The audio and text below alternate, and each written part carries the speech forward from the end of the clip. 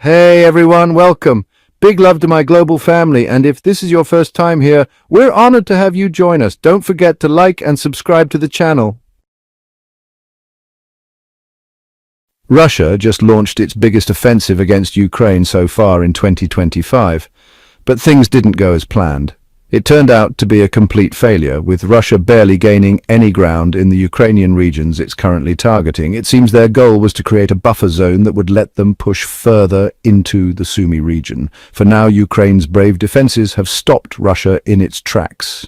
But the future remains uncertain thanks to a mix of problems within the Russian military and the challenges Ukraine might face in keeping its defenses strong. On April 9th, the Moscow Times reported that Russia had launched a large-scale assault on the Ukrainian regions of Sumy and Kharkiv just 2 days earlier. This news came from Ukraine's top military commander, General Alexander Syrsky, who confirmed what President Volodymyr Zelensky predicted back in March, that Ukraine was about to face a new wave of attacks. I can say the president was absolutely right. This Russian offensive has already begun. For almost a week now, we've seen enemy attacks nearly double across all key areas. This isn't the first time Russian President Vladimir Putin has focused on Sumy. When he launched his so-called special military operation in February 2022, Sumy was one of the first areas his forces invaded. By February 24th, his troops had taken over a large portion of the region, although they never managed to capture the capital, which is also called Sumy. Instead, Ukraine launched a successful counter-offensive that pushed most of Putin's troops out by April 2022. That didn't mean Sumy was safe, though.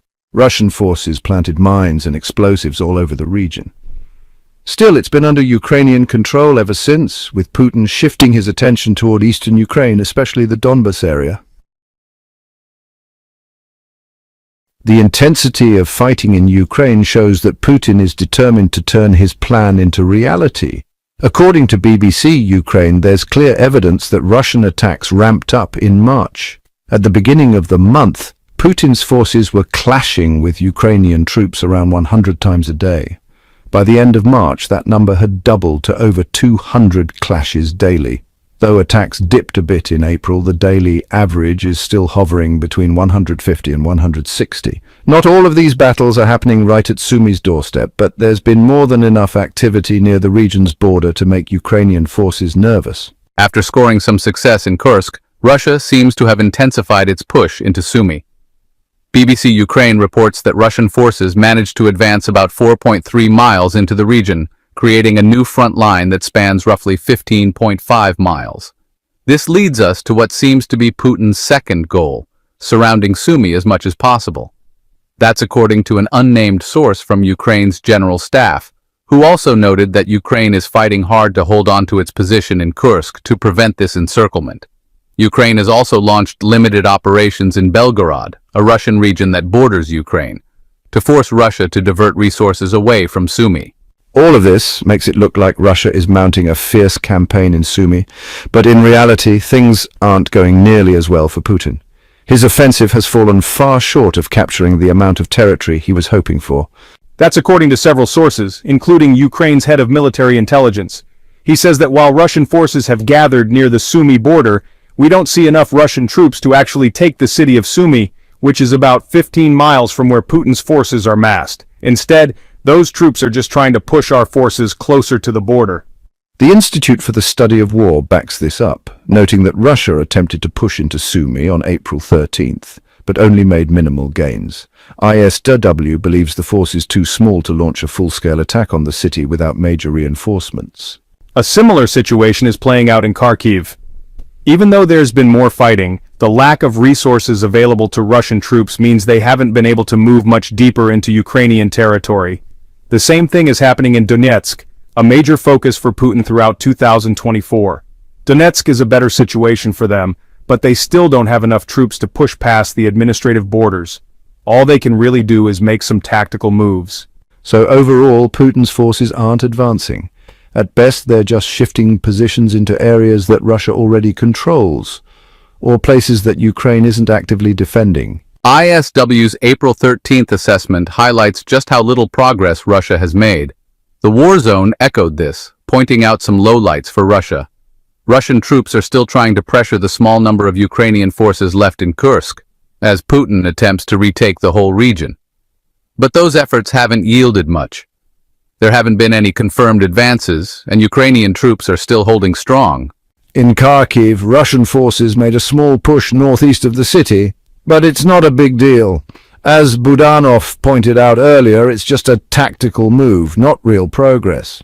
ISW also reported that Ukraine stopped 2 Russian sabotage groups along the international border with Kharkiv this week. On top of that, they managed to destroy a Russian Starlink station in the area. Putin is trying to position his troops to launch artillery strikes against Kharkiv. But for now, he's not getting anywhere. Things aren't looking any better for him in Sumy either. Russian troops have stalled just inside the region's border after an initial 4-mile push. But maybe the worst news for Putin is this. His invasion seems to be slowing down everywhere.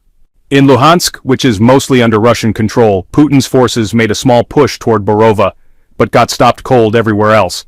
ISW says Ukraine has been using drones very effectively against these failed Russian offensives. Between April 4th and 12th, Ukraine stopped 5 Russian mechanized attacks using drones, destroying several light armored vehicles in the process. In fact, Ukrainian drone and artillery strikes have prevented Russian forces from moving more than 3.1 miles beyond Kotlyarivka since May 2024. Russia's been carrying out military operations across several regions with a particular focus on Dnipro, but the story hasn't changed, no real progress. Putin's troops ran into the same brick wall in Zaporizhzhia. The only place they've made any noticeable gains is in Chasiv Yar, located in Donetsk.